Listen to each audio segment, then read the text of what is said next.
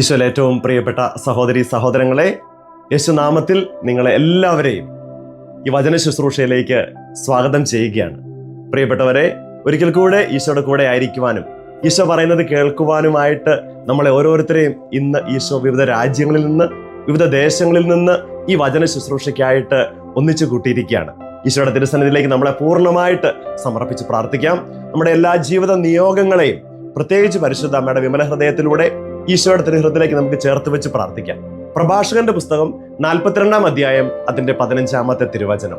പ്രഭാഷകൻ 42:15. അവിടെ വചനം ഇപ്രകാരം പറയുന്നു: കർത്താവിന്റെ പ്രവൃത്തികളെല്ലാം വചനം വഴി നിർവഹിക്കപ്പെടുന്നു.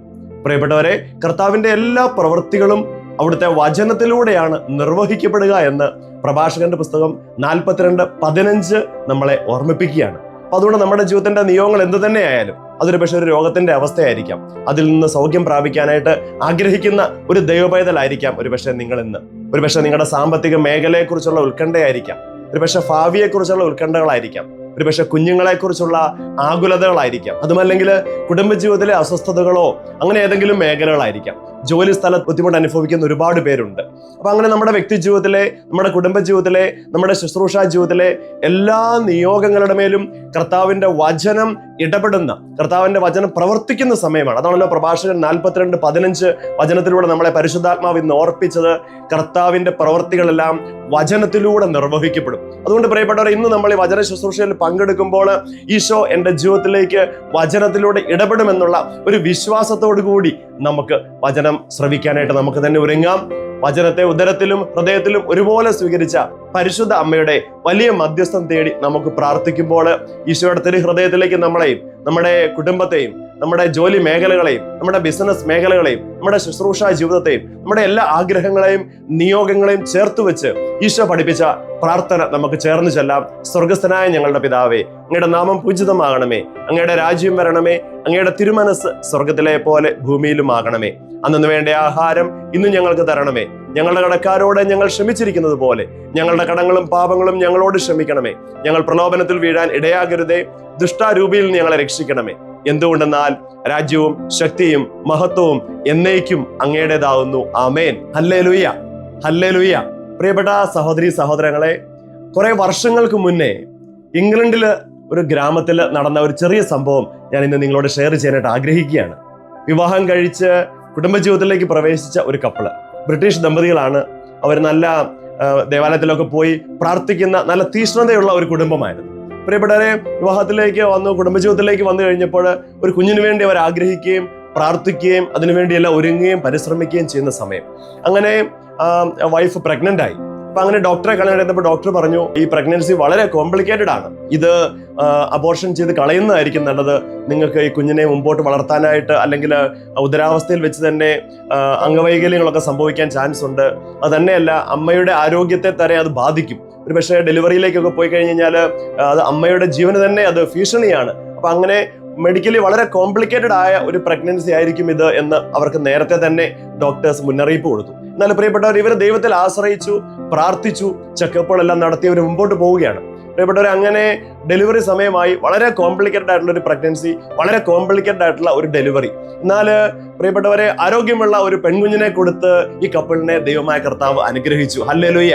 അങ്ങനെ ഡെലിവറി എല്ലാം കഴിഞ്ഞ് ഡിസ്ചാർജായി പോകാൻ നേരത്ത് ഡോക്ടർ അവരോട് ഒരു കാര്യം പറഞ്ഞു: ഇനി ഒരിക്കൽ കൂടി പ്രഗ്നന്റ് ആവരുത്, കാരണം ഇനി പ്രഗ്നന്റ് ആവാനുള്ള ചാൻസ്, പോസിബിലിറ്റി വളരെ കുറവാണ്. ഇനി അങ്ങനെ ആയാൽ തന്നെ ഒരിക്കലും അത് കണ്ടിന്യൂ ചെയ്യാൻ പാടില്ല, കാരണം അത് അമ്മയുടെ ജീവനെ തന്നെ അത് ബാധിക്കും. അത്രയും കോംപ്ലിക്കേറ്റഡ് ആയിട്ടുള്ള ചില പ്രത്യേക പ്രശ്നങ്ങൾ ആ സ്ത്രീക്ക് ഉണ്ടായിരുന്നു. പ്രിയപ്പെട്ടവരെ, അങ്ങനെ പറഞ്ഞാണ് അവരെ വീട്ടിലേക്ക് വിട്ടത്. അപ്പൊ ഇവർക്ക് ഭയങ്കര സങ്കടമായി. എന്നാലും ഇവര് ദൈവസന്നിധിയിൽ പ്രാർത്ഥിച്ചു, ആലോചന ചോദിച്ചു, അടുത്തൊരു കുഞ്ഞിന് വേണ്ടി ഇവർ പരിശ്രമിക്കുകയും ചെയ്തു. എന്നാൽ പക്ഷെ പ്രിയപ്പെട്ടവരെ, കുറെ നാളത്തേക്ക്, അനേക വർഷങ്ങൾ അവർ കാത്തിരുന്നു, എന്നിട്ട് അവർക്ക് കുഞ്ഞുണ്ടായില്ല. അപ്പൊ അങ്ങനെ അവർക്ക് ആദ്യമേ ജനിച്ച ആ മോളെയും കൂട്ടിക്കൊണ്ട് ഇവര്, അമ്മക്ക് ഒരു 6-7 വയസ്സ് പ്രായമുള്ളപ്പോൾ നമുക്കറിയാം, ഫ്രാൻസിലെ ലൂർദ് എന്ന് പറയുന്ന സ്ഥലത്തേക്ക് പോയി. മാതാവ് പ്രത്യക്ഷപ്പെട്ട സ്ഥലം, അവിടെ പോയി പ്രാർത്ഥിക്കാനായിട്ട് അവിടെ 2-3 ദിവസം അവർ ചെലവഴിക്കാൻ തീരുമാനിച്ചു. അങ്ങനെ അവർ ലൂർദിലെത്തി. പ്രിയപ്പെട്ടവർ, അങ്ങനെ കുഞ്ഞു മകളോട് ചേർന്ന് ലൂർദിൽ പോയിട്ടുള്ളവർക്കറിയാം, വൈകുന്നേരങ്ങളിൽ ഒരു ക്യാൻഡിൽ ലൈറ്റ് പ്രൊസഷൻ ഉണ്ട്. 10,000-കണക്കിന്, ചിലപ്പോൾ സീസണാണെങ്കിൽ ലക്ഷക്കണക്കിന് ആൾക്കാരാണ് ആ ക്യാൻഡിൽ ലൈറ്റ് പ്രൊസഷനിൽ പങ്കെടുക്കുക. നമ്മൾ പോയിട്ടുള്ളവർക്ക് അറിയാം. അതല്ലെങ്കിൽ TV-യിലും അതല്ലെങ്കിൽ വീഡിയോയിലൊക്കെ നമ്മൾ കണ്ടിട്ടുണ്ട് ക്യാൻഡിൽ ലൈറ്റ് പ്രൊസഷന്. മനോഹരമായ ആ പ്രൊസഷനിൽ പങ്കെടുത്തുകൊണ്ടിരുന്നപ്പോൾ ഈ അമ്മ തന്റെ 6-7 വയസ്സ് പ്രായമുള്ള ആ കുഞ്ഞു മകളോട് ചെവിയിൽ ഇങ്ങനെ പറഞ്ഞു, മോളെ, ഇപ്പോ മോളെ ഈശോയോട് പറഞ്ഞാൽ മതി, എനിക്കൊരു കുഞ്ഞ് അനുജനെ വേണം, ഒരു അനിയത്തിയെ വേണമെന്ന് മോളെ ഈശോയോട് പറയണം. മോള് പറഞ്ഞാൽ ഈശോ കേൾക്കും. അങ്ങനെ അമ്മ പറഞ്ഞതനുസരിച്ച് ആ ക്യാൻഡിൽ ലൈറ്റ് പ്രൊസഷന്റെ സമയത്ത് പ്രിയപ്പെട്ടവരെ, ഈ കുഞ്ഞു മകള് ഈശോയോട് പറഞ്ഞു, ഈശോയെ, എൻ്റെ കൂടെ കളിക്കാനായിട്ട് എനിക്കൊരു കുഞ്ഞ് അനുജനെ, ഒരു അനിയത്തിയെ ഈശോ തരണം. ഹല്ലേലൂയ. പ്രിയപ്പെട്ടവരെ, സിമ്പിൾ ഫെയ്ത്ത് അല്ലെ. കുഞ്ഞു ആ മോളുടെ മനസ്സിൽ മറ്റൊരു കളങ്കവുമില്ല, കാപട്യവുമില്ല. അവള് അത് അതേപടി ഈശോയോട് ആ സമയത്ത് പറയുകയാണ് ചെയ്തത്. പ്രിയപ്പെട്ടവരെ, അങ്ങനെ അവർ ആ ലൂർദിലെ തീർത്ഥാടനം എല്ലാം കഴിഞ്ഞ് തിരിച്ച് ഇംഗ്ലണ്ടിലെത്തി തങ്ങളുടെ ജോലിയും കാര്യങ്ങളും എല്ലാം ആയിട്ട് മുമ്പോട്ട് പോവാ. കുറച്ച് മാസങ്ങൾ കഴിഞ്ഞപ്പോൾ അവർക്കൊരു കാര്യം മനസ്സിലായി. ആ ചേച്ചി പ്രഗ്നന്റ് ആണ് എന്നുള്ള കാര്യം അവർക്ക് മനസ്സിലായി. ഹല്ലേലൂയ.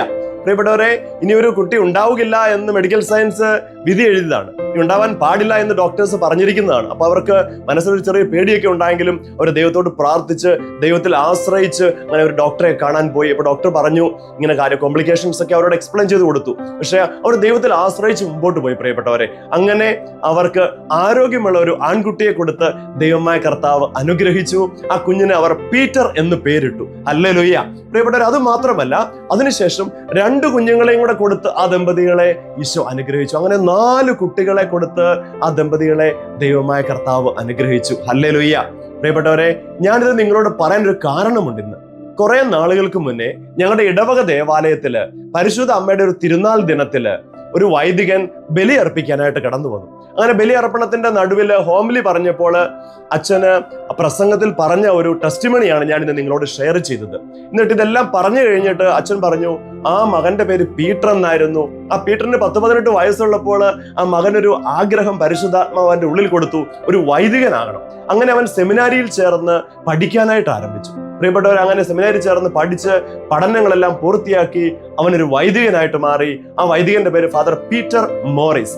ഇന്ന് ആ വൈദികൻ ലണ്ടൻ അടുത്തുള്ള ക്ലഫാം എന്ന് പറയുന്ന ഒരു പാരിഷില് ഇടവക വൈദ്യനായിട്ട്, പാരിഷ് പ്രീസ്റ്റ് ആയിട്ട് സേവനം ചെയ്യുന്നു. ഇത് പറഞ്ഞിട്ട് ആ അച്ഛൻ എല്ലാവരെയും ഒന്ന് നോക്കിയിട്ട് അച്ഛൻ പറഞ്ഞു, ഇന്ന് നിങ്ങളുടെ മുമ്പിൽ നിന്ന് വിശുദ്ധ ബലി അർപ്പിച്ച് പ്രാർത്ഥിക്കുന്ന ആ വൈദികൻ തന്നെയാണ് ഫാദർ പീറ്റർ മോറിസ്. പ്രിയപ്പെട്ടവരെ, എന്നിട്ട് അച്ഛൻ പറഞ്ഞു, അന്ന് എൻ്റെ ആ ചേച്ചി ആ കർത്താവിന്റെ തിരുസന്നിധിയിൽ പ്രാർത്ഥിച്ച് ദൈവത്തോട് ചോദിച്ചപ്പോൾ ദൈവം എൻ്റെ കുടുംബത്തിലേക്ക് എന്നെ ഒരു സമ്മാനമായിട്ട് കൊടുത്തു. അതിന് പകരമായിട്ട് ഞാൻ പരിശുദ്ധാത്മാവിനുടെ മുമ്പിൽ ഒരു തീരുമാനമെടുത്തു, ഒരു വൈദികനായിട്ട് മാറും. അങ്ങനെ ഞാനൊരു വൈദികനായിട്ട് മാറി. ഇന്ന് ഒരു ഇടവക വൈദികനായിട്ട് റിഡംട്രിസ്റ്റ് സഭയിൽ ഞാൻ ഇന്ന് സേവനം ചെയ്യുന്നു. ഇത് പറഞ്ഞപ്പോൾ പ്രിയപ്പെട്ടവരെ, 2 തുള്ളി കണ്ണുനീർ ആ വൈദികന്റെ കണ്ണിൽ നിന്നും ബലിപീഠത്തിലേക്ക് ഒഴുകിയിറങ്ങുന്നത് ഞാൻ ശ്രദ്ധിച്ചു. പ്രിയപ്പെട്ടവരെ, എന്നിട്ട് as I kneel before you എന്ന പരിശുദ്ധ അമ്മയോടുള്ള മാതാവിന്റെ മനോഹരമായ പാട്ടിന്റെ ഈരടികൾ പാടി ആ വൈദികൻ പ്രാർത്ഥിച്ചപ്പോൾ ഒരു വലിയ ദൈവിക സാന്നിധ്യം ആ ഇടവക ദേവാലയത്തില് ഞങ്ങൾ ഓരോരുത്തരിലും നിറയുന്നത് ഞങ്ങൾക്ക് അനുഭവിക്കാൻ സാധിച്ചു. ഹല്ലേലൂയ. പ്രിയപ്പെട്ടവരെ, ഇന്ന് ഞാൻ നിങ്ങളോട് ഈ ടെസ്റ്റിമണി ഷെയർ ചെയ്തത്, നമ്മൾ ഇന്ന് ചിന്തിക്കുന്ന വിഷയം ഇതാണ്. നമ്മൾ ദൈവത്തോട് ചോദിക്കുന്നവരായിട്ട് മാറണം. ദൈവത്തോട് ആലോചന ചോദിക്കുന്നവരായിട്ട് നമ്മൾ ഓരോരുത്തരും മാറണമെന്ന് പരിശുദ്ധാത്മാവായ ദൈവം ആഗ്രഹിക്കുന്നുണ്ട്. ഹല്ലേലൂയ. ഇതിനെക്കുറിച്ചാണ് പ്രിയപ്പെട്ടവരെ നമ്മൾ ഇന്ന് ചിന്തിക്കുക. ഇന്ന് നമ്മുടെ ജീവിതത്തിലേക്ക് നമ്മൾ നോക്കിക്കഴിഞ്ഞാൽ, അതല്ലെങ്കിൽ നമ്മൾ ബൈബിളിലേക്ക് നോക്കിക്കഴിഞ്ഞു കഴിഞ്ഞാൽ നമുക്ക് 4 തരത്തിലുള്ള ആൾക്കാരെ നമുക്ക് കാണാനായിട്ട് സാധിക്കും. നമ്മൾ ലോകത്തിലേക്ക് നോക്കിയാലും, നമ്മൾ ബൈബിളിൽ നമ്മൾ പരിചയപ്പെടുന്ന വ്യക്തികളായാലും, ഉൽപ്പത്തി മുതൽ വെളിപാട് വരെ പഴയ നിയമത്തിലും പുതിയ നിയമത്തിലും നമുക്ക് അനേകം പേരെ നമ്മൾ ബൈബിൾ പരിചയപ്പെടുത്തുന്നുണ്ട്.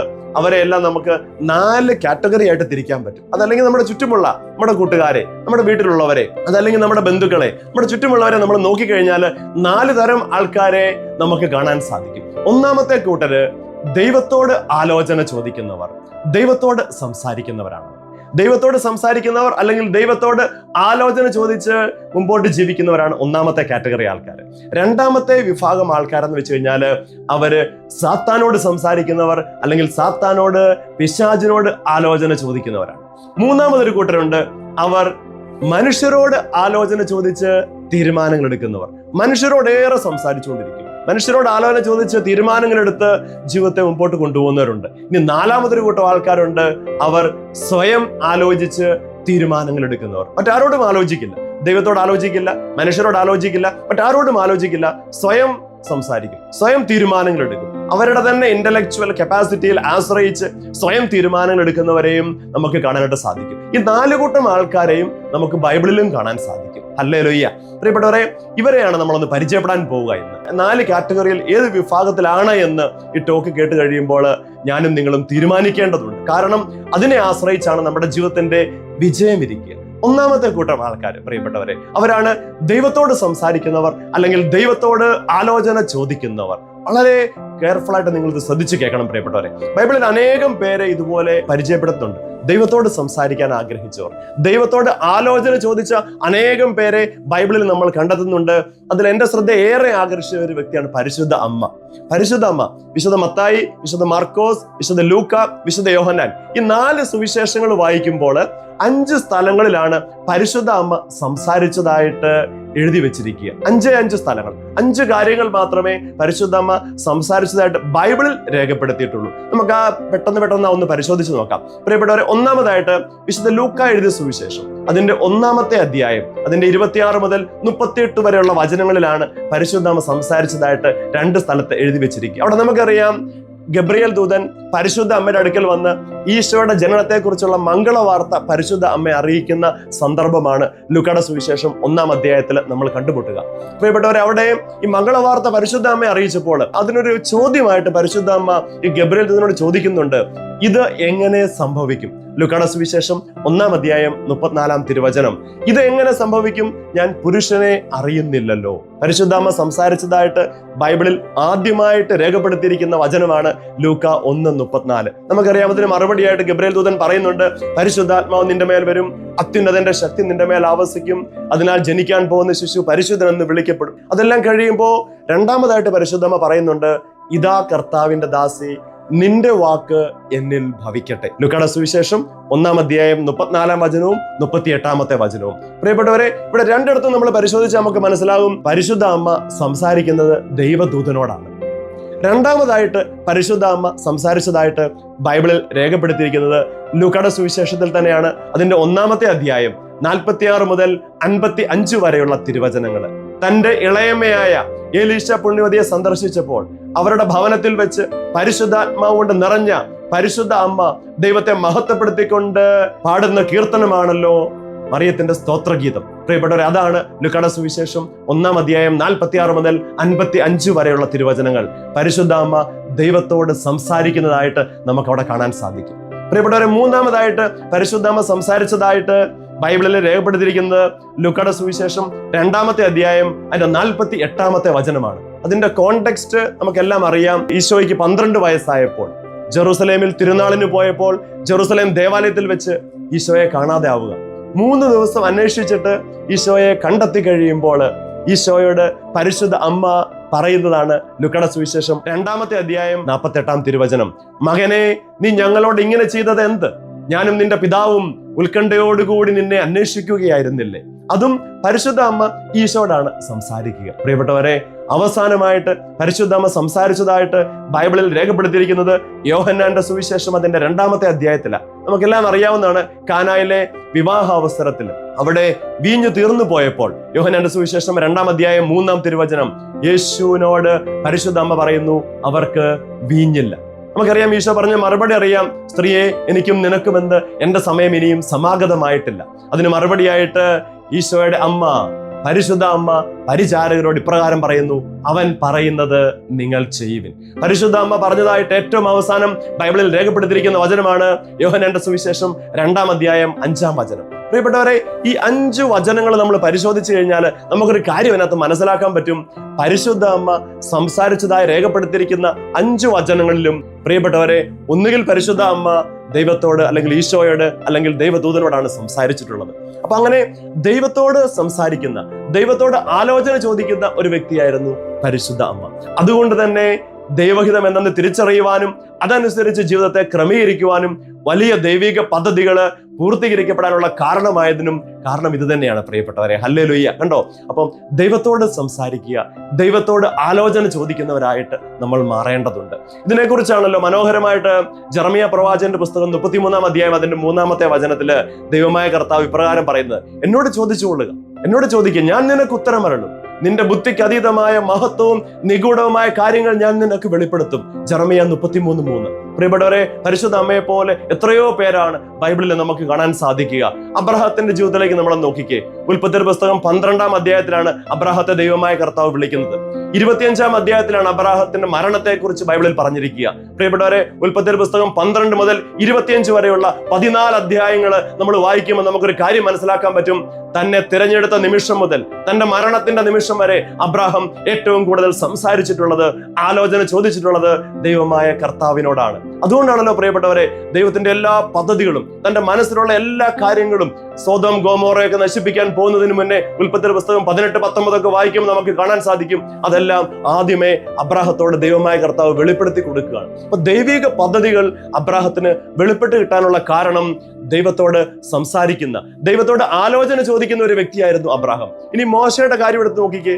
പുറപ്പാടിന്റെ പുസ്തകത്തിൽ നമ്മൾ വായിക്കുന്നുണ്ടല്ലോ, പ്രിയപ്പെട്ടവരെ, 430 വർഷം നീണ്ട ഈജിപ്തിന്റെ അടിമത്തത്തിൽ നിന്നും തേനും പാലും ഒഴുകുന്ന കാനാൻ ദേശത്തേക്ക് ഇസ്രായേൽ ജനത്തെ കൂട്ടിക്കൊണ്ടു പോകുവാൻ ദൈവം തെരഞ്ഞെടുത്ത വലിയ പ്രവാചകനായിരുന്നല്ലോ മോശ. മോശയുടെ ജീവിതത്തിൽ നമ്മൾ നോക്കിയ ഒരു കാര്യം മനസ്സിലാക്കാൻ പറ്റും പ്രിയപ്പെട്ടവരെ, അവൻ നിരന്തരമായിട്ട് എപ്പോഴും ദൈവത്തോട് സംസാരിക്കുന്ന, ദൈവത്തോട് ആലോചന ചോദിക്കുന്ന ഒരു വ്യക്തിയായിരുന്നു മോശ.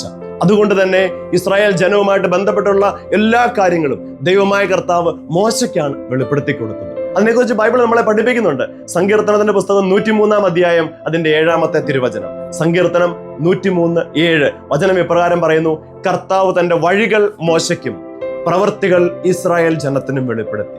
ദൈവം തന്റെ വഴികൾ മോശയ്ക്കാണ് വെളിപ്പെടുത്തി കൊടുത്തത്. ചെങ്കടലിന്റെ മുമ്പിൽ നിൽക്കുമ്പോൾ യാതൊരു ഐഡിയയും ഇല്ല ഇനി മുമ്പോട്ട് എങ്ങനെ പോകണമെന്ന്. പിറകിൽ ഫറവോ, മുമ്പിൽ ചെങ്കടൽ. പ്രിയപ്പെട്ടവരെ, അത് തന്റെ വടിയെടുത്ത് ആ ചെങ്കടലിനെ നേരെ നീട്ടി അതിനെ വിഭജിച്ച് അതിന്റെ നടുവിലൂടെ തെളിയുന്ന കരയിലൂടെ ജനത്തെ അക്കരെ കടത്താനുള്ള വഴി മോശയ്ക്കാണ് ദൈവമായ കർത്താവ് കാണിച്ചു കൊടുത്തത്. മരുഭൂമിയിൽ വെച്ച് വെള്ളമില്ലാതിരുന്നപ്പോൾ നിന്റെ വടിയെടുത്ത് ആ പാറമേൽ അടിക്കുക എന്ന് പറഞ്ഞ് പ്രിയപ്പെട്ടവരെ, ആ ഹോറബിലെ പാറമേൽ നിന്ന ദൈവം. അങ്ങനെ ഓരോ കാര്യങ്ങൾ, ഓരോ പ്രതിസന്ധി ഉണ്ടാകുമ്പോഴും ആ വഴികൾ ദൈവമായ കർത്താവ് പറഞ്ഞു കൊടുത്തത് മോശയ്ക്കാണ്. അതിന് കാരണമുണ്ട് പ്രിയപ്പെട്ടവരെ. കാരണം ദൈവത്തോട് സംസാരിക്കുന്ന, ദൈവത്തോട് ആലോചന ചോദിക്കുന്ന ഒരു വ്യക്തിയായിരുന്നു മോശ. ഇസ്രായേലിലെ പ്രവാചകന്മാരെ നമുക്ക് നോക്കാം. Isaiah, Jeremiah, Ezekiel, Daniel, Obadiah, യോന, ആമോസ്, മലാക്കി, ഹബക്കൂക്ക്, ഹഗ്ഗായി. ഏത് പ്രവാചകന്മാരുടെ പുസ്തകം നമ്മൾ വായിച്ചു നോക്കിക്കോ, ദൈവത്തോട് നിരന്തരം സംസാരിക്കുന്നവരായിരുന്നു, ദൈവത്തോട് ആലോചന ചോദിക്കുന്നവരായിരുന്നു ഇസ്രായേലിന്റെ പ്രവാചകന്മാർ. ഇനി ഈശോയുടെ ശിഷ്യന്മാരുടെ ജീവിതത്തിലേക്ക് ഒന്ന് നോക്കിക്കേ. തിരഞ്ഞെടുക്കപ്പെട്ട നിമിഷം മുതൽ പ്രിയപ്പെട്ടവരെ ഈശോയുടെ കൂടെ നടന്നവരാണ് ഈശോയുടെ ശിഷ്യന്മാർ. അവരേറ്റവും കൂടുതൽ സംസാരിച്ചത് ഈശോയോടാണ്. ഈശോ ഏറ്റവും കൂടുതൽ സംസാരിച്ചത് ഈശോയുടെ ശിഷ്യന്മാരാണ്. അതുകൊണ്ട് തന്നെ സ്വർഗരാജ്യത്തിന്റെ രഹസ്യങ്ങളെല്ലാം ഈശോ വെളിപ്പെടുത്തി കൊടുത്തതും ശിഷ്യന്മാർക്ക് തന്നെയാണ്.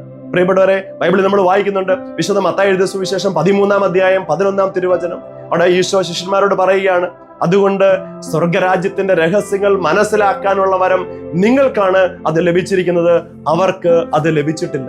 നോക്കിക്കേ പ്രിയപ്പെട്ടവരെ, തന്നോട് ഏറ്റവും കൂടുതൽ അടുത്ത് നടന്നവർ, തന്നോട് ഏറ്റവും കൂടുതൽ സംസാരിച്ചവർ, ദൈവത്തോട് ഏറ്റവും കൂടുതൽ സംസാരിച്ചവർ, ഈശോയോട് ഏറ്റവും കൂടുതൽ സംസാരിച്ചുകൊണ്ട് നടന്ന ശിഷ്യന്മാർക്കാണ് സ്വർഗരാജ്യത്തിന്റെ രഹസ്യങ്ങൾ മനസ്സിലാക്കാനുള്ള വരം ഈശോ വെളിപ്പെടുത്തി കൊടുത്തത്. അതേ പ്രിയപ്പെട്ടവരെ, ഇതുപോലെ നമ്മുടെ ജീവിതത്തിലും പരിശുദ്ധ അമ്മയെ പോലെ, അബ്രാഹത്തെ പോലെ, മോശയെ പോലെ, ഇസ്രായേലിലെ പ്രവാചകന്മാരെ പോലെ, ഈശോയുടെ ശിഷ്യന്മാരെ പോലെ നമുക്കും ദൈവത്തോട് സംസാരിക്കുന്നവരായിട്ട് മാറണം, ദൈവത്തോട് ആലോചന ചോദിക്കുന്നവരായിട്ട് മാറണം. അപ്പോഴാണ് നമ്മളെക്കുറിച്ചുള്ള ദൈവത്തിന്റെ പദ്ധതികൾ, നമ്മുടെ കുടുംബത്തെക്കുറിച്ചുള്ള ദൈവത്തിന്റെ പദ്ധതികൾ, നമ്മുടെ കുഞ്ഞുങ്ങളെക്കുറിച്ച്, നമ്മുടെ തലമുറകളെക്കുറിച്ച്, നമ്മുടെ ഭാവിയെക്കുറിച്ചുള്ള നമ്മുടെ ദൈവത്തിന്റെ പദ്ധതികൾ ദൈവം നമുക്ക് വെളിപ്പെടുത്തി തരിക.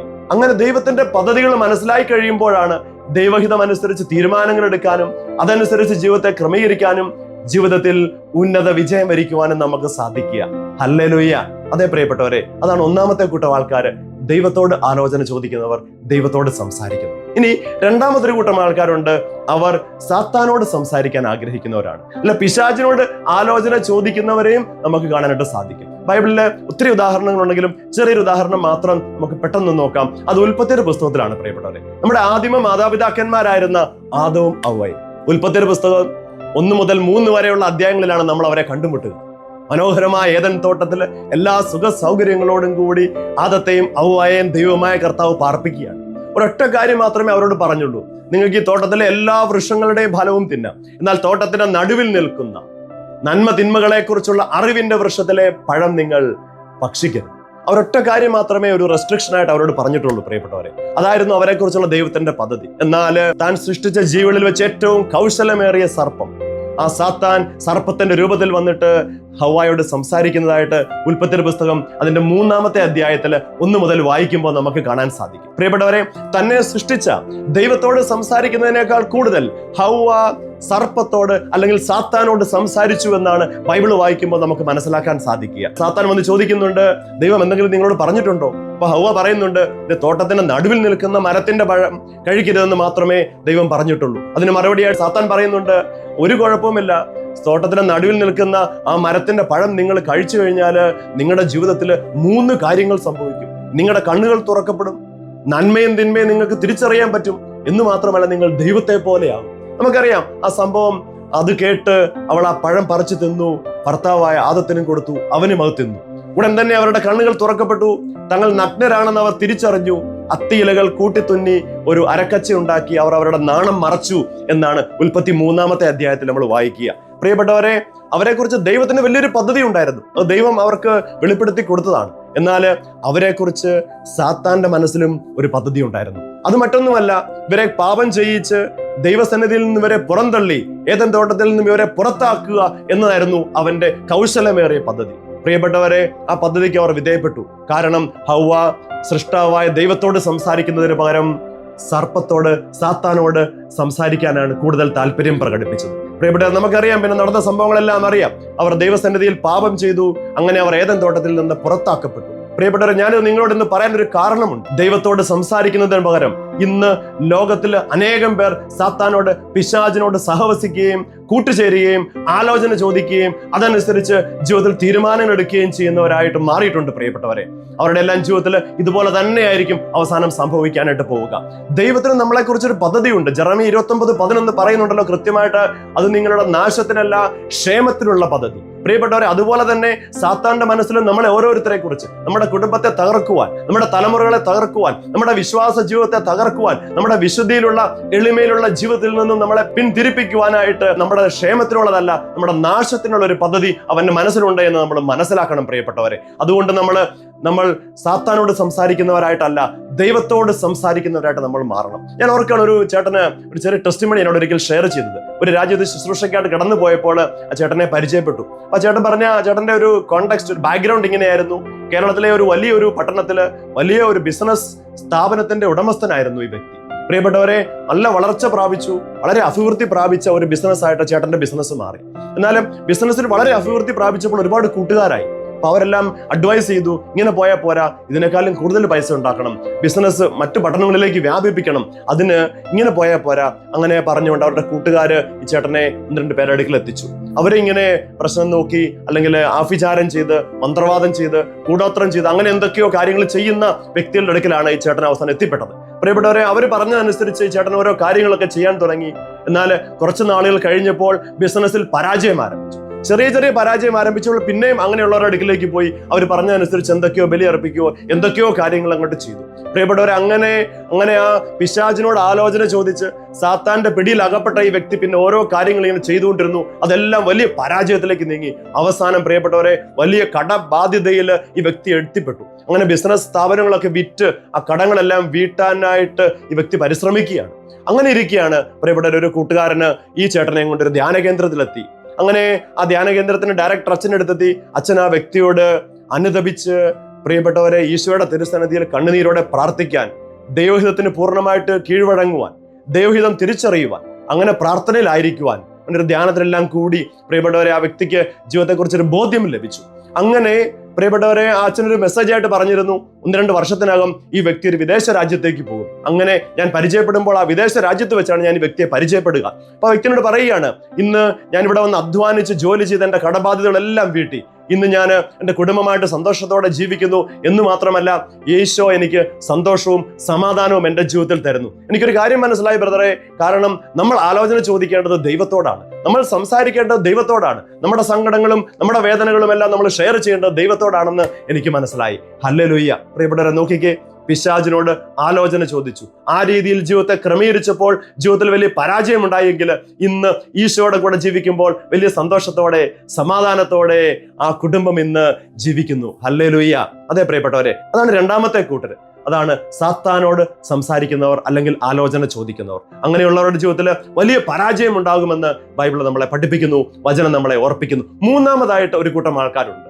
അവരാണ് മനുഷ്യനോട് ആലോചന ചോദിക്കുന്നവർ. അല്ലെ, മനുഷ്യനോട് ഇങ്ങനെ സംസാരിച്ചുകൊണ്ടേയിരിക്കും. ഒരുപാട് കാര്യങ്ങളെക്കുറിച്ച്, ഇങ്ങനെ ലോക കാര്യങ്ങളെക്കുറിച്ചെല്ലാം സംസാരിച്ച് അവരോട് ആലോചന ചോദിച്ച് തീരുമാനങ്ങൾ എടുക്കുന്നവരെയും നമുക്ക് കാണാൻ പറ്റും. ബൈബിളിലെ ചെറിയൊരു സംഭവം ഞാൻ നിങ്ങളോട് ഷെയർ ചെയ്യാം. അത് ഉൽപ്പത്തിയുടെ പുസ്തകം അതിന്റെ 11-ാമത്തെ അധ്യായത്തിലാണ്. അവിടെ നമ്മൾക്ക് എല്ലാവർക്കും പരിചിതമായ ബൈബിൾ ഭാഗമാണ് ഉൽപ്പത്തിയുടെ പുസ്തകം 11, ബാബേൽ ഗോപുരത്തിന്റെ അനുഭവം. അല്ലെ, അവിടെ ഇങ്ങനെ പറഞ്ഞിരിക്കുകയാണ്, കിഴക്ക് നിന്ന് വന്നവർ ഷീനാർ എന്ന് പറയുന്ന ഒരു സമതല പ്രദേശത്ത് അവർ ഒന്നിച്ച് താമസിക്കാൻ തുടങ്ങി.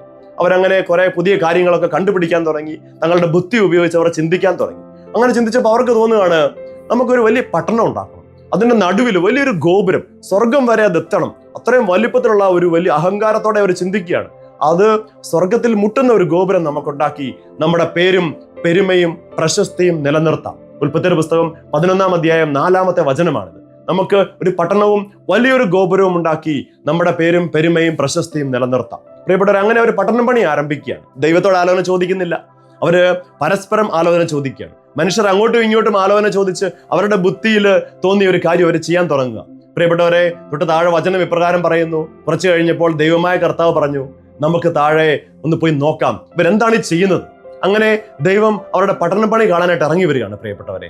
അപ്പം അത് കണ്ടപ്പോൾ ദൈവം ഇപ്രകാരം ആത്മഹത്യം ചെയ്യുന്നതായിട്ടാണ് ഉൽപ്പത്തിയുടെ പുസ്തകം 11-ാമത്തെ അധ്യായത്തിൽ നമ്മൾ വായിക്കുക. ഇതാ, മനുഷ്യൻ ചെയ്യാൻ പോകുന്നതിന്റെ ആരംഭമായിട്ടേ ഉള്ളൂ. ഇങ്ങനെ പോയാൽ അവർക്കൊന്നും അസാധ്യമായിരിക്കില്ല.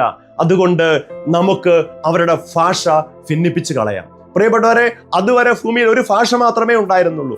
എന്നാൽ പ്രിയപ്പെട്ടവർ, ഉൽപ്പത്തിയുടെ പുസ്തകം 11-ാം അധ്യായം നമ്മൾ വായിക്കുമ്പോൾ, എന്നാണോ ഈ ബാബേൽ ഗോപുരം പണിയാനായിട്ട് മനുഷ്യൻ അങ്ങോട്ടും ഇങ്ങോട്ടും ആലോചിച്ച് സ്വന്തം ആലോചന പ്രകാരം അവൻ ആ ഉദ്യമം ആരംഭിച്ചത്, അന്ന് ദൈവമായ കർത്താവ് അവന്റെ ഭാഷ ഭിന്നിപ്പിച്ചു കളഞ്ഞു. അവരെ ഭൂമുഖത്ത് മുഴുവൻ ചിതറിച്ചു കളഞ്ഞു. അവർ പട്ടണ പണി ഉപേക്ഷിച്ചു എന്ന് ഉൽപ്പത്തിയുടെ പുസ്തകം 11-ാം അധ്യായം വായിക്കുമ്പോൾ നമുക്ക് കാണാനായിട്ട് സാധിക്കും. പ്രിയപ്പെട്ടവരെ നോക്കിക്കേ, പരസ്പരം മനുഷ്യരോട് ആലോചന ചോദിച്ച് തുടങ്ങിയ അവരുടെ ആ വലിയ പരിശ്രമം നിഷ്ഫലമായി പോയതായിട്ട് ബൈബിൾ നമ്മളെ പഠിപ്പിക്കുന്നു. അതാണ് പ്രിയപ്പെട്ടവരെ ബൈബിളില് വചനം പറയുന്നത്. യേശയ്യാ പ്രവാചകന്റെ പുസ്തകം 31-ാം അധ്യായം അതിന്റെ 1-ാം തിരുവചനം, ബുക്ക് ഓഫ് ഐസയ്യ ചാപ്റ്റർ 31 വേഴ്സസ് 1. അവിടെ ഇങ്ങനെ പറയുകയാണ്, കർത്താവിനോട് ആലോചന ചോദിക്കുകയോ ഇസ്രായേലിന്റെ പരിശുദ്ധനിലേക്ക് ദൃഷ്ടികൾ ഉയർത്തുകയോ ചെയ്യാതെ ഈജിപ്തിലേക്ക് പോവുകയും കുതിരകളിൽ ആശ്രയിക്കുകയും രഥങ്ങളുടെ എണ്ണത്തിലും കുതിരപ്പടയാളികളുടെ കരുത്തിലും വിശ്വാസം അർപ്പിക്കുകയും ചെയ്യുന്നവർക്ക് ദുരിതം. കണ്ടോ, കർത്താവിനോട് ആലോചന ചോദിക്കാതെ മനുഷ്യനോട് ആലോചന ചോദിക്കാനായിട്ട് ഈജിപ്ത് എന്ന് പറയുന്നത് മറ്റൊന്നുമല്ല, അത് ലോകത്തിന്റെ അല്ലെ മനുഷ്യരെ പ്രതിദാനം ചെയ്യുന്നു. അപ്പൊ കർത്താവിനോട് ആലോചന ചോദിക്കാതെ മനുഷ്യരോട് ആലോചന ചോദിക്കുന്നവർക്ക് ദുരിതമെന്നാണ് യേശയ്യാ പ്രവാചകന്റെ പുസ്തകം 31-ാം അധ്യായം അതിന്റെ 1-ാമത്തെ വചനത്തിൽ നമ്മൾ കാണുക. പ്രിയപ്പെട്ടവരെ, ഇപ്പം നമ്മൾ പരസ്പരം ആലോചന ചോദിച്ചാൽ, മനുഷ്യനോട് ആലോചന ചോദിച്ചാൽ, അങ്ങനെ ഒരു കാര്യം അതിനുവേണ്ടി നമ്മൾ ഇറങ്ങിത്തിരിച്ചാൽ നമ്മുടെ ജീവിതത്തിൽ പരാജയം ഉണ്ടാകുമെന്ന് വചനം നമ്മളെ ഓർമ്മിപ്പിക്കുന്നു. ഇനി അവസാനമായിട്ടൊരു കൂട്ടം ആൾക്കാരുണ്ട്, അവര് ആരോടും ആലോചന ചോദിക്കില്ല, സ്വയം തീരുമാനങ്ങളെടുക്കും. അവരവരുടെ ബുദ്ധിയെ മാത്രം ആശ്രയിച്ച് തീരുമാനമെടുക്കുന്ന ഒരു കൂട്ടം ആൾക്കാരെയും നമുക്ക് നമ്മുടെ സൊസൈറ്റിയിൽ നമ്മുടെ ചുറ്റും കാണാൻ പറ്റും. അങ്ങനെ ഒരു വ്യക്തിയെക്കുറിച്ച് ബൈബിളും നമ്മളെ പഠിപ്പിക്കുന്നുണ്ട്, നമുക്കൊരു വാർണിംഗ് തരുന്നുണ്ട്. അത് ലൂക്കായുടെ സുവിശേഷം 12-ാമത്തെ അധ്യായത്തിലാണ് 16 മുതൽ 21 വരെയുള്ള വചനങ്ങൾ. Gospel of Saint Luke chapter 12 verses 16 to 21. അവിടെ അതിന്റെ ഹെഡിങ് തന്നെ ഇങ്ങനെയാണ്, ഫോഷനായ ധനികൻ. അല്ലെ, ഒരു ധനികന്റെ സ്ഥലം, കൃഷിസ്ഥലം സമൃദ്ധമായിട്ട് വിളവ് തന്നു. അപ്പൊ അങ്ങനെ ധാരാളം വിളവ് കിട്ടിയപ്പോൾ അവൻ ഇങ്ങനെ ചിന്തിച്ചു, ഞാൻ ഇതെല്ലാം കൂടെ എന്ത് ചെയ്യും? എന്റെ അറപ്പറകൾക്ക് ഇത്രയും ധാന്യം ശേഖരിച്ചു വെക്കാനുള്ള സ്ഥലമില്ലല്ലോ. ഞാനൊരു പണി ചെയ്യും, ഞാൻ എന്റെ അറപ്പറകൾ പൊളിച്ച് കൂടുതൽ വലിയവ പണി. പ്രിയപ്പെട്ടവരെ, അവൻ വിചാരിച്ച പോലെ തന്നെ അവൻ വലിയ അറപ്പറകളൊക്കെ പണിത് അതിനകത്ത് ഈ ധാന്യമെല്ലാം സംഭരിച്ചു വെച്ചിരിക്കുക. എന്നിട്ട് അവൻ അവന്റെ ആത്മാവിനോട് ഇങ്ങനെ പറഞ്ഞു, എന്റെ ആത്മാവെ, തിന്നുക, കുടിക്കുക, ആനന്ദിക്കുക. Eat, drink and be merry. അല്ലേ, തിന്നുക, കുടിക്കുക, ആനന്ദിക്കുക. നിനക്ക് വേണ്ടി ഇത് അനേക വർഷത്തേക്ക് വേണ്ട വിഭവങ്ങൾ ഞാൻ ഇതാ സംഭരിച്ചു വെച്ചിരിക്കുക. പ്രിയപ്പെട്ട നോക്കിക്കേ, സ്വയം ആലോചന ചോദിച്ച് സ്വന്തം തീരുമാനമനുസരിച്ച് കാര്യങ്ങൾ ചെയ്യുന്ന ഒരു വ്യക്തിയാണ് ഈശോ നമുക്ക് പരിചയപ്പെടുത്തരുന്നത്. പ്രിയപ്പെട്ടവരെ, തൊട്ട് താഴെ വചനത്തിൽ ഇപ്രകാരം എഴുതി വെച്ചിരിക്കുകയാണ്, എന്നാൽ ദൈവമായ കർത്താവ് അവനെ ഇങ്ങനെ വിളിച്ചു, ബോഷ. പ്രിയപ്പെട്ടവരെ, ബൈബിൾ ഇങ്ങനെ ഒരു വാക്ക് അധികം പേർക്ക് വേണ്ടി ഉപയോഗിച്ചിട്ടില്ല. എന്നാൽ അങ്ങനെയുള്ളവർക്ക് വേണ്ടി ഇന്ന് ബൈബിൾ ഉപയോഗിക്കുന്ന ഒരു വാക്കാണ് ഫോഷ. ഇന്ന് രാത്രി നിന്റെ ആത്മാവിനെ നിന്നിൽ നിന്ന് ഞാൻ ആവശ്യപ്പെടും, അപ്പോൾ നീ ഒരുക്കി വെച്ചിരിക്കുന്നവെല്ലാം ആരുടേതായിട്ട് മാറും. പ്രിയപ്പെട്ടവരെ നോക്കിക്കേ, സ്വന്തം ആലോചന ചോദിച്ചു, ദൈവത്തോട് ആലോചന ചോദിച്ചിട്ട്, കർത്താവേ, നീ എനിക്ക് തന്ന ഈ ധാന്യം, അല്ല നീ എനിക്ക് തന്ന ഈ സ്വത്ത് സമ്പാദ്യങ്ങൾ, ഇതെല്ലാം ഞാൻ എങ്ങനെ ഉപയോഗിക്കണം? ഈശോയെ, എന്താണ് അങ്ങയുടെ ഇഷ്ടമെന്നൊന്ന് ആലോചന ചോദിച്ചിരുന്നുവെങ്കിൽ, അത് മറ്റുള്ളവർക്ക് വേണ്ടി കുറച്ചൊക്കെ ഒന്ന് പകർന്ന് പങ്കുവെച്ച് കൊടുത്തിരുന്നുവെങ്കിൽ ഒരിക്കലും ആ ധനികന് ഈ ഒരു ഗതി വരില്ലായിരുന്നു. പ്രിയപ്പെട്ടവരെ, അന്ന് രാത്രി ആ ഫോഷൻ മരിച്ചു കഴിഞ്ഞാൽ അവന്റെ സ്വത്ത് സമ്പാദ്യങ്ങളെല്ലാം അവന്റെ ബന്ധുക്കളുടേതോ അവൻ നാട്ടുകാരുടേതോ ആയി മാറില്ലേ? നോക്കിക്കേ, സ്വന്തം ബുദ്ധിശക്തിയിൽ ആശ്രയിച്ച് ആലോചന ചോദിച്ച അല്ലെങ്കിൽ അതനുസരിച്ച് തീരുമാനമെടുത്ത ഒരു വ്യക്തിയുടെ അവസ്ഥ നിങ്ങളൊന്ന് ചിന്തിച്ചു നോക്കിക്കേ. പ്രിയപ്പെട്ടവരെ, ഇതുപോലെ നമ്മുടെ ജീവിതത്തിലും ഈ ഫോഷനായ ധനികനെ പോലെ നമ്മളായി തീരരുത് എന്ന് പരിശുദ്ധാത്മാവ് ആഗ്രഹിക്കുന്നു. പ്രിയപ്പെട്ടവരെ, അതുകൊണ്ട് നമ്മൾ സ്വയം തീരുമാനങ്ങൾ എടുക്കുന്നവരായിട്ട് നമ്മൾ മാറരുത്. ഒരു ചെറിയൊരു സാക്ഷ്യം നിങ്ങളുടെ മുമ്പിൽ പറയാൻ ആഗ്രഹിക്കുകയാണ്. ഒരു ചേട്ടന്റെ ജീവിതത്തിൽ നടന്ന ഒരു സംഭവമാണ്. ഒരു സ്ഥലത്ത് ശുശ്രൂഷയ്ക്കായിട്ട് കടന്നു പോയപ്പോൾ ഒരു ചേട്ടന് പ്രാർത്ഥിക്കാൻ കടന്നു വന്നു. അപ്പൊ ആ ചേട്ടന്റെ ജീവിതത്തിൽ ഉണ്ടായ ഒരു സംഭവം ആ ചേട്ടൻ പറയുകയാണ് ഇത്. അതായത് ആ ചേട്ടൻ ഇങ്ങനെ ചെറിയൊരു ബിസിനസ് നടത്തുന്നു. അതിന്റെ കൂടെ ആ ചേട്ടൻ ഇങ്ങനെ പലിശയ്ക്ക് പൈസ കടം കൊടുക്കുന്ന ഒരു രീതി ഉണ്ടായിരുന്നു. അപ്പൊ അങ്ങനെ അതിനെക്കുറിച്ചല്ല ചേട്ടനെ ഞാൻ പറഞ്ഞു കൊടുത്തു. അത് അങ്ങനെയല്ല, അത് ഈശോ ആഗ്രഹിക്കുന്നതല്ല, അതൊരിക്കലും ദൈവഹിതമല്ല, അങ്ങനെ നമ്മൾ സമ്പാദിച്ചാലും അതൊരിക്കലും നമ്മുടെ തലമുറകൾക്ക് ഉതകുകയില്ല എന്നെല്ലാം ആ ചേട്ടനെ പറഞ്ഞു കൊടുത്തു. പ്രിയപ്പെട്ടവരെ, 6 മാസം 1 വർഷം കഴിഞ്ഞപ്പോൾ പിന്നെയും ഈ ചേട്ടനെ കണ്ടപ്പോൾ ചേട്ടന് വേണ്ടിയൊക്കെ പ്രാർത്ഥിച്ചപ്പോൾ ഞാൻ ചോദിച്ചു, അന്ന് പറഞ്ഞതുപോലെ ആ കാര്യങ്ങളൊക്കെ നമ്മുടെ ജീവിതത്തിൽ ഉപേക്ഷിക്കാൻ പറ്റുമോ? അന്നേരം ചേട്ടൻ പറഞ്ഞു, ഇല്ലില്ല, അങ്ങനെയൊന്നും അത് ഉപേക്ഷിക്കാൻ പറ്റുന്ന കാര്യമല്ല, അതൊന്നും ഇല്ല, നമുക്ക് ജീവിക്കാൻ പറ്റുമോ എന്നൊക്കെ ചോദിച്ചു. പ്രിയപ്പെട്ടവരെ, പിന്നീട് 1-2 വർഷങ്ങൾക്ക് ശേഷം ഞാൻ ആ വ്യക്തിയെക്കുറിച്ച് മനസ്സിലാക്കിയത് ഇങ്ങനെയാണ്: ജീവിതത്തിൽ വലിയ പരാജയത്തിലേക്ക് ആ വ്യക്തിയുടെ ജീവിതം പോയി എന്ന് മാത്രമല്ല, സ്വന്തമായിട്ട് താമസിച്ചിരുന്ന ആ സ്ഥലം പോലും, ആ വീട് പോലും ഇന്ന് ജപ്തി ചെയ്യാനായിട്ട് ബാങ്ക് റെഡി ആയിട്ടിരിക്കുകയാണ്. അത്രയും വലിയ കടബാധ്യതയിൽ മുങ്ങിപ്പോയ പരാജയപ്പെട്ട ഒരു ജീവിതമായിട്ട് ഈ വ്യക്തിയുടെ ജീവിതം മാറി. അതിനുള്ള കാരണം ഇതാണ്: സ്വന്തം ബുദ്ധിയിൽ ആശ്രയിച്ച് തീരുമാനമെടുത്തു. ദൈവമായ കർത്താവ് പല വ്യക്തികളിലൂടെ ആ വ്യക്തിയോട് സംസാരിച്ചതാണ്. ഇത് നീ ചെയ്യുന്ന തെറ്റാണ്, ഒരിക്കലും ചെയ്യരുത്, ദൈവം നിന്നെ അനുഗ്രഹിക്കും, തീർച്ചയായിട്ടും നീ വഴിയിൽ നിന്നും പിന്മാറിയാൽ എന്നെല്ലാം വാണിംഗ് കൊടുത്താണ്. പക്ഷെ പ്രിയപ്പെട്ടവരെ, അതൊന്നും കൂട്ടാക്കാതെ സ്വയം തീരുമാനമെടുത്ത് അവസാനം വലിയ കുഴിയിൽ ചാടി ഇന്ന് വലിയ പരാജയത്തിലായിരിക്കുന്ന ഒരു വ്യക്തി. അതെ പ്രിയപ്പെട്ടവരെ, അപ്പൊ നമ്മുടെ ജീവിതത്തിലും ഇതുപോലെ നമ്മൾ ശ്രദ്ധിക്കണം. സ്വന്തം തീരുമാനത്തിൽ ആശ്രയിച്ച് നമ്മൾ മുമ്പോട്ട് പോകുമ്പോൾ നമ്മുടെ ജീവിതങ്ങൾ പരാജയപ്പെട്ടു. Hallelujah, hallelujah. പ്രിയപ്പെട്ടവരെ, അപ്പൊ 4 തരത്തിലുള്ള ആൾക്കാര് നമ്മൾ ഇപ്പൊ പരിചയപ്പെട്ടു. ഒന്നാമതായിട്ട് ദൈവത്തോട് ആലോചന ചോദിക്കുന്നവർ, ദൈവഹിതം തിരിച്ചറിയുന്നവർ, ദൈവത്തോട് സംസാരിക്കുന്നവർ. രണ്ടാമതായിട്ട് സാത്താനോട്, പിശാചിനോട് ആലോചന ചോദിച്ച് അല്ലെ പൈശാചികമായ കാര്യങ്ങളൊക്കെ ചെയ്ത് ജീവിക്കുന്ന വ്യക്തികളുണ്ട്.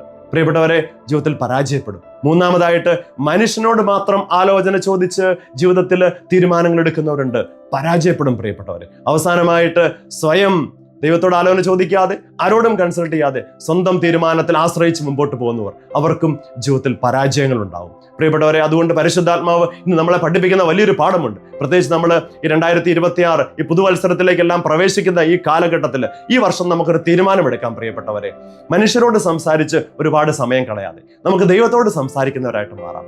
ഏറെ നേരം ദൈവസന്നിധിയിൽ ഇരുന്ന് ദൈവത്തോട് ആലോചന ചോദിക്കുന്നവരായിട്ട് മാറാം. എൻ്റെ ബിസിനസ്, എൻ്റെ ജോലി, എൻ്റെ കുഞ്ഞുങ്ങൾ, എൻ്റെ തലമുറകൾ, അതിനെക്കുറിച്ചൊക്കെയുള്ള ദൈവഹിതം ഈശോയെ നീ എനിക്ക് വെളിപ്പെടുത്തി തരണം. അതിന് പ്രകാരം തീരുമാനമെടുക്കാനുള്ള ഒരു കൃപ എനിക്ക് തരണം. അതനുസരിച്ച് എൻ്റെ ജീവിതത്തെ ക്രമീകരിക്കാനുള്ള ഒരു വലിയ കൃപയും അഭിഷേകവും എനിക്ക് തരണമേ എന്ന് നമുക്ക് പ്രാർത്ഥിക്കാം. അതിനുള്ള ഒരു വലിയ കൃപ നമുക്ക് ഓരോരുത്തർക്കും ഈ പുതുവത്സരത്തിൽ ഈശോ തരട്ടെ എന്ന് പ്രത്യേകമായിട്ട് പ്രാർത്ഥിക്കുന്നു. അതേ പ്രിയപ്പെട്ടവരെ, പരിശുദ്ധ അമ്മയെ പോലെ, അബ്രഹത്തെ പോലെ, നമ്മുടെ പൂർവ്വപിതാക്കന്മാരെ പോലെ, ഈശോയുടെ ശിഷ്യന്മാരെ പോലെ, വിശുദ്ധന്മാരെ പോലെ നമുക്കും ദൈവത്തോട് സംസാരിക്കുന്നവരായിട്ട് മാറാം, ദൈവത്തോട് ആലോചന ചോദിക്കുന്നവരായിട്ട് മാറാം. അതിനുള്ള കൃപ നിങ്ങൾക്ക് ഓരോരുത്തർക്കും പരിശുദ്ധാത്മാവ് ഈ പുതുവത്സരത്തിൽ തരട്ടെ എന്ന് പ്രത്യേകമായിട്ട് പ്രാർത്ഥിക്കുന്നു.